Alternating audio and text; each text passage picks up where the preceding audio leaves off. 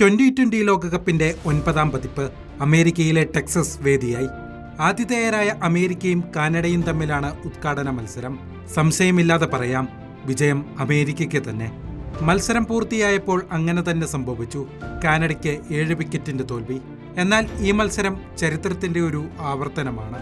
1877 test ക്രിക്കറ്റിന് ഔദ്യോഗികമായി തുടക്കമായി.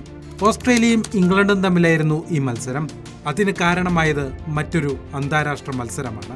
1844 കാനഡയും അമേരിക്കയും തമ്മിൽ ക്രിക്കറ്റ് ചരിത്രത്തിലെ തന്നെ ആദ്യ അന്താരാഷ്ട്ര മത്സരം നടന്നു. അന്ന് കാനഡയ്ക്കായിരുന്നു ജയം. കായിക ലോകത്തെ ഏറ്റവും മികച്ച രണ്ടാമത്തെ വിനോദമായി ക്രിക്കറ്റ് മാറിയത് അവിടെ നിന്നുമാണ്. 16ാം നൂറ്റാണ്ടിന്റെ തുടക്കത്തിൽ ഇംഗ്ലണ്ടിൽ രൂപപ്പെട്ട വിനോദമാണ് ക്രിക്കറ്റ് എന്നാണ് ചരിത്രം.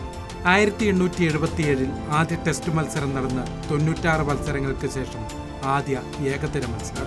6 ദിവസം നീളുന്ന ടെസ്റ്റുകൾ 5 ദിനങ്ങളായി. 60 ഓവറിന്റെ ഏകദിനം 50 ഓവറായി. ചുവപ്പ് പന്തുകൾ വെള്ള നിറത്തിലേക്കും പിങ്ക് നിറത്തിലേക്കും മാറി. ടെസ്റ്റിൽ വെള്ളക്കുപ്പായം തുടർന്നു. പരിമിത ഓവർ ക്രിക്കറ്റിൽ നിറങ്ങളാൽ നിറഞ്ഞു. ആവേശം വെടിക്കെട്ടിന് വഴിമാറി 2020 ക്രിക്കറ്റ്. 2 ടീമുകളിൽ നിന്ന് 8 മുതൽ 14 ടീമുകൾ മത്സരിക്കുന്ന ലോകകപ്പിലേക്ക്. 2024 ചരിത്രത്തിലാദ്യമായി 2020 ലോകകപ്പിന് 20 ടീമുകൾ. ക്രിക്കറ്റിന്റെ വേരൂന്നിയിട്ടില്ലാത്ത അമേരിക്ക ലോകകപ്പിന് ആതിഥേയത്വം വഹിക്കുന്നു. അമേരിക്കയിൽ നിന്നും ക്രിക്കറ്റ് ശക്തികൾ ഉയരട്ടെ. കായിക ലോകത്തിന്റെ നിറകയിലേക്ക് അവർ വളരട്ടെ.